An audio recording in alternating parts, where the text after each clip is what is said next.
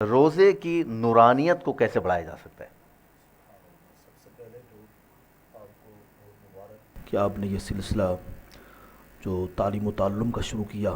پھر نبی پاک صلی اللہ علیہ وسلم نے صلی اللہ ارشاد علیہ فرمایا اشتغل بالتعلم، فرمایا دین سیکھنے میں، علم حاصل کرنے میں مشغول ہو جاؤ. وسلم. کیا بات تو یہ ماشاءاللہ یہ ریحان رمضان، ماشاءاللہ اس کی برکات جہاں جہاں تک جائیں گی آپ جی کو اس کا فیض ملے گا. الدال علی الخیر کفائلہ، نیکی پہ رہنمائی کرنے والا ایسے ہے جیسے اس نے وہ نیکی کی ہے. آمین تو آمین یقیناً جس کو بھی جو کچھ سیکھنے کو نصیب ہوگا وہ سارا ثواب انشاءاللہ انشاءاللہ آپ کو ملے گا. انشاءاللہ. اللہ تعالیٰ آپ کے صدقے میں ہمیں بھی عطا فرمائے. آمین آمین انشاءاللہ تعالیٰ جو بھی ہماری کاوشیں ہیں اللہ تعالیٰ قبول فرمائے. آمین آمین. الحمدللہ آپ نے بڑا عظیم الشان سوال کیا، بڑا پیارا سوال ہے کہ روزے کی نورانیت اور روزے کے اندر جو خوبصورتی آتی ہے وہ کیسے آتی ہے.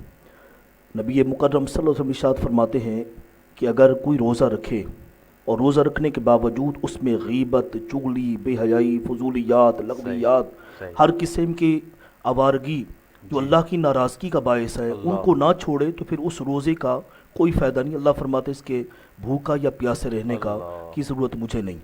تو اب اس نورانیت کو بڑھانے کے لیے کیا ہے کہ انسان اس کے اندر سب سے زیادہ وہ کاوشیں کرے. میرے آقا مولا کائنات فرماتے ہیں مجھے سب سے زیادہ یہ پسند ہے کہ میں سخت گرمیوں کے اندر روزہ رکھوں. اللہ کیا بات ہے. آپ اندازہ کریں کہ مولا کائنات فرماتے ہیں کہ مجھے یہ پسند ہے کہ میں سخت گرمیوں میں روزہ رکھوں. اور آج تو ماشاءاللہ ٹھنڈا موسم ہو آج گیا. تو بہت اچھا موسم ہے. اللہ کے کرم سے جیسی گرمی پڑ رہی تھی ویسی نہیں ہے گرمی. ہاں. تو اس روزے کی کیفیت میں اگر تلاوت قرآن کا سلسلہ کیا جائے اور امر بالمعروف و نہی عن المنکر کیا جائے. قرآن پاک میں ایک آیت آتی ہے لا خیر فی کثیر من نجواہم، اللہ فرماتا ہے ان کے مشوروں کے اندر کوئی خیر نہیں ہے الا من امر بالصدقہ، فرمایا مگر جس نے صدقے کا حکم دیا. سبحان اللہ. فرمایا او معروف یا نیکی کا حکم دیا، او اصلاح بین الناس یا لوگوں کے درمیان صلح کی بات کی. فرمایا یہ تین کام سب سے عظیم ہے.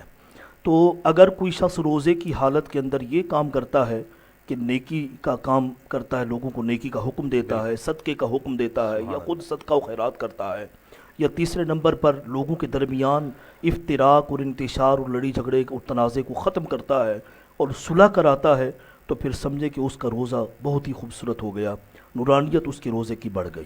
غصے کو کنٹرول کرنے سے بھی نورانیت میں اضافہ ہو جائے گا. یقیناً غصہ اور لالچ یہ دو چیزیں انسان کے اندر ختم نہیں ہو سکتی. صحیح. یہ دو چیزیں انسان کے اندر رہتی ہیں. ان کو دبایا تو جا سکتا ہے لیکن فنش نہیں کیا جا سکتا. جی ہاں جی ہاں. یہ انسان کے ساتھ ہے. اب اس کو ختم کرنے کے لیے سب سے بہترین سلسلہ یہ ہے کہ انسان اللہ تبارک و تعالیٰ کی قہاری والی صفت کو یاد رکھے. صحیح. جیسا میرے آقا صلی اللہ علیہ وسلم نے ایک شخص کو بالکل دیکھا کہ وہ بالکل. اپنے غلام کو مار رہا ہے، اللہ تو اللہ. میرے مصطفیٰ کریم علیہ الصلوۃ والسلام نے ارشاد فرمایا تو اگر اس پر حاکم ہے تو تجھ پر بھی کوئی حاکم ہے. بے شک. اللہ. تو نے کیا سمجھا کہ تو جی. یہ تیرے انڈر میں ہے، تیرے ماتحت ہے، تو بھی کسی کے ماتحت ہے. تو آپ اندازہ کریں بالکل. اگر کوئی غصے کی کیفیت میں ہے تو یقیناً اللہ تبارک و تعالیٰ جو ہے غصہ بھی انسان کے لیے جائز ہے. جہاد کے اندر غصہ کام آتا ہے. اگر صحیح معنی ہاں. مسلمان کو غصہ نہ آئے تو وہ بھی مسلمان نہیں کہلاتا. ہاں. تو اس لیے غصہ جائز سمجھ میں آتا ہے، ناجائز غصہ بالکل ناجائز ہے. اور غصہ تو کبھی ختم ہو ہی نہیں سکتا.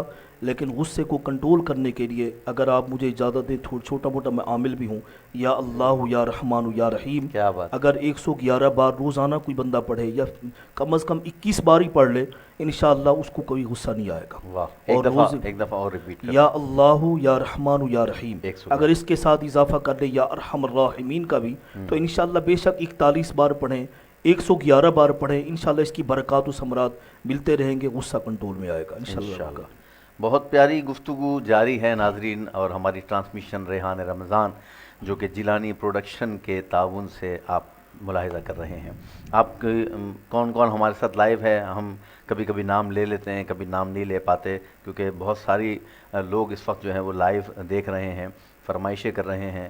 اب تو بس ایک ہی دھن ہے کہ مدینہ دیکھوں، اور جو ہے اللہ برکت دے. دعائیں لوگ کر رہے ہیں. نمرا کاشان ہے ہمارے ساتھ ریحان بھائی کی آواز میں. یا نبی سب کرم ہے تمہارا سنوا دیں.